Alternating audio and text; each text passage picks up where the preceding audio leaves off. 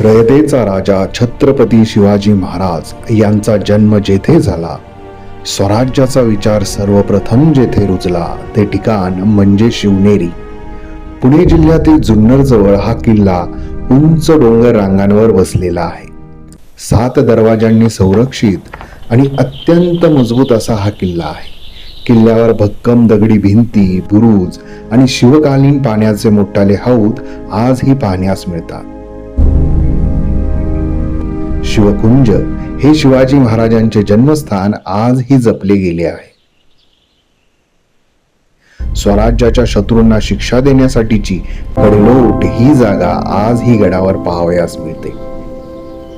शिवनेरी किल्ला हा स्वराज्याच्या प्रवासातील अगदी सुरुवातीचा साक्षीदार आहे, जो आजही सह्याद्रीच्या खांद्यांवर शिवाजी महाराज आणि त्यांच्या शूरवीर मावळ्यांच्या पराक्रमाची साक्ष देत आहे.